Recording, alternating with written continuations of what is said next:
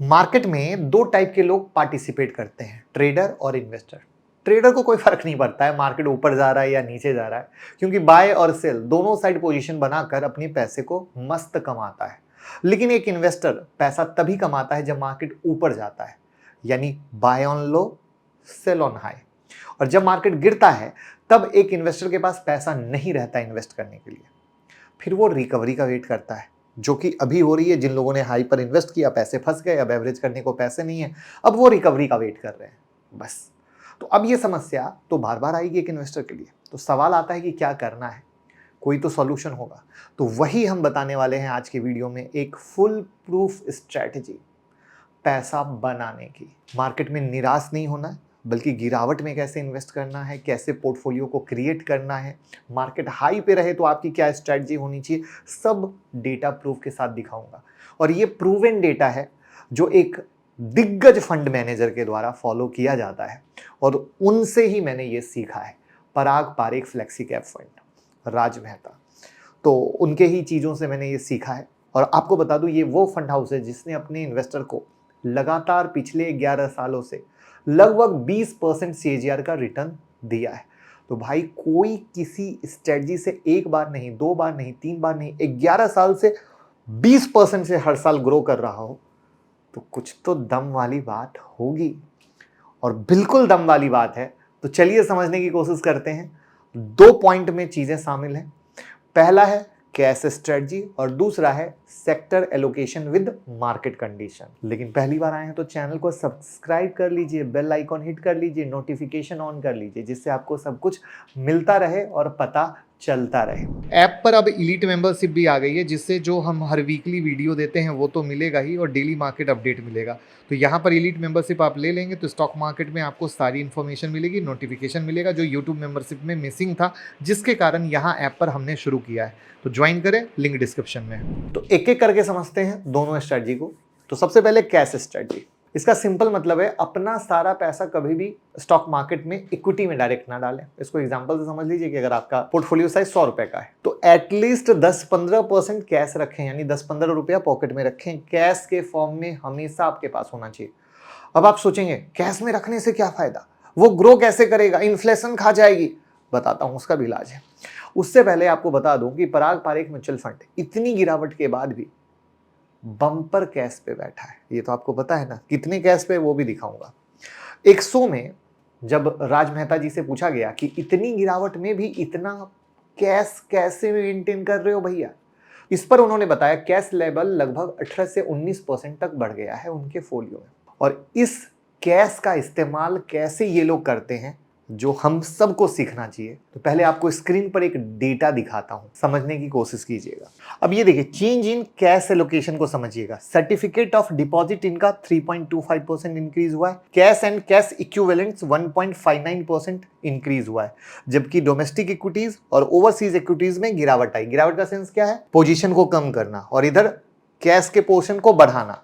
अब कैसे किया है इसको समझिएगा। अब आप कहेंगे ये certificate of deposit cash equivalent क्या है। जिनको नहीं पता बता दूं कि सर्टिफिकेट ऑफ डिपॉजिट एक फिक्स इनकम प्रोडक्ट है जो जनरली इंडिया में RBI इशू करती है। इसकी ड्यूरेशन 7 दिन से 3 साल तक होती है। सो पराग पारेख वालों ने क्या किया है, कैश को CD यानी सर्टिफिकेट ऑफ डिपॉजिट में इन्वेस्ट कर दिया है, ताकि इन्फ्लेशन कैश को खाए ना।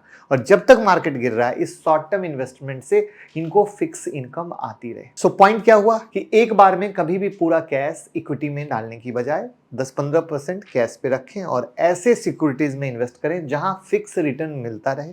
इससे फायदा क्या होगा, जब भी मार्केट गिरेगा आपके पास बाइंग ऑन डीप की अपॉर्चुनिटी रहेगी, ताकि गिरते मार्केट में आपको कोई टेंशन नहीं होगा, बल्कि आपके पास अच्छे वैल्यूएशन पर स्टॉक मिलेंगे। अब इसको एग्जांपल से समझाता हूं, ये मत समझिएगा कि मैं एडवाइस दे रहा हूं। अब जैसे एग्जांपल के लिए क्या हुआ, डिफेंस और रेलवे में लोग छज्जे पे जाकर खरीद लिए। अब वो 40-40% डिस्काउंट में मिल रहा है। लेकिन अगर समझिए, अब ये चीज क्या खराब है, कंपनी खराब है, नहीं है ना। अब ये जो 40% गिरावट है, एक्चुअली अब आने वाला है मौका।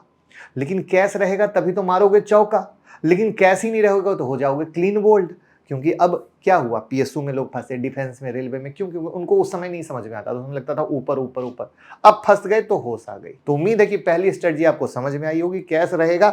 तो मार्केट में मौका मिलता है, लोगों को लगता था ना मौका नहीं मिलता है, डिफेंस मौका नहीं देगा, पीएसयू मौका नहीं देगा, रेलवे मौका नहीं देगा, मौका मिला, हर सेक्टर का मौका मिलता है। आप कोविड में चल जाओ, जब फार्मा भागा, आईटी भागा, लोगों को लगा मौका नहीं मिलेगा, फिर वो ऐसा गिरा, दोस्त की भयंकर वाला मौका दिया। तो मौका मिलता है, बशर्ते पॉकेट में माल होना चाहिए, क्योंकि माल है तो ताल है। वीडियो को लाइक कर दीजिए। अब दूसरी स्ट्रेटजी क्या करना, सेक्टर एलोकेशन। देखिए मार्केट कभी भी रैली कर जाए, कुछ सेक्टर ऐसे होते हैं जो अंडर परफॉर्म किए होते हैं या वैल्यूएशन बहुत हाई नहीं होते, तो हम एज एन रिटेल इन्वेस्टर क्या करते हैं, सारा पैसा भागते सेक्टर में लगा देते हैं। जब कोई सेक्टर भागा तो वैल्यूएशन हाई होगा, और जब हाई वैल्यूएशन होगा तो वहां पर करेक्शन भी उतनी तेज आती है जैसी अभी आप देख रहे हो। आप नजर डालना, जो अंडर वैल्यू था उसमें वैसी गिरावट नहीं आई है। तो ऐसे टाइम में भागते सेक्टर की जगह अंडर परफॉर्मिंग सेक्टर पर फोकस कीजिए। जैसे अभी के सिचुएशन में प्राइवेट बैंक है जो अभी तक अंडर परफॉर्म है, इसलिए इनकी होल्डिंग में क्या हुआ, एचडीएफसी बैंक का एलोकेशन ज्यादा है। पराग पारेख ने रिसेंटली किस सेक्टर में एलोकेट किया है वो भी मैं आपको दिखा देता हूं।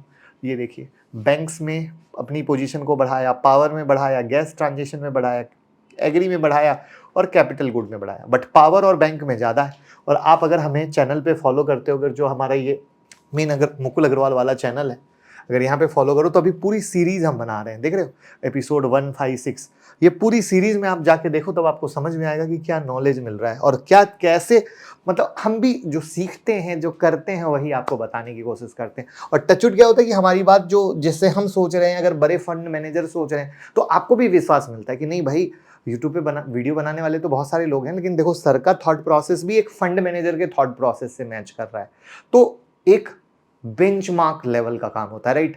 तो यही देने की कोशिश कर रहे हैं। तो अब ये सब अंडर वैल्यू हुए, तो ऐसे अंडर वैल्यू की तरफ नजर डालिए। तो ये जो गिरावट एक मौका बन रहा है, यहाँ पर इस तरीके से इन्वेस्टमेंट होती है। तो समरी अब क्या निकली, समरी ये है कि एक बात गांठ बांध लीजिए, मार्केट में पूरा पैसा कभी ना डालें, हमेशा कैश के फॉर्म में 10 से 15% रखें और उसको ऐसे सिक्योरिटीज में इन्वेस्ट करें जहां फिक्स रिटर्न मिले, ताकि आपका पैसा आइडियल ना बने, यानी इन्फ्लेशन ना खा जाए। फिर जब गिरावट आएगी तो आपको अच्छी अपॉर्चुनिटी मिलेगी और अंडर वैल्यू स्टॉक में दमादम धपाधप पैसा लगाइए, क्योंकि जब सेक्टर भागेगा ना तो वो अंडर वैल्यू वाला भागेगा, क्योंकि इस बार टर्न उनका आया है। तो आप 2020 से अभी तक का टर्न देखोगे तो हर बार कोई अलग अलग सेक्टर चलता है, जिसको सेक्टर रोटेशन कहते हैं। और पोर्टफोलियो में लार्ज कैप स्टॉक हमेशा रखें, पोर्टफोलियो बैलेंस रहेगा, वैसे सेक्टर में इन्वेस्ट करें जो अंडर वैल्यू हो। और एक बात दिमाग में रखिए, किसी के कहे सुने में कभी कुछ मत कीजिए, किसी के फंड की कॉपी मत कीजिए, कर्ज लेकर कभी इन्वेस्ट मत कीजिए, टिप्पों के पीछे मत जाइए, क्योंकि टिप होटल में मिलती है, स्टॉक मार्केट में नहीं। तो उम्मीद करता हूँ ये वीडियो पसंद आई हो तो घर घर लोगों के साथ शेयर कर दीजिएगा। लोग डरे हुए होंगे, उनको समझ नहीं आ रहा होगा कैसे क्या करना है, तो एक दिशा मिली हो तो प्यार दीजिएगा। Thank you.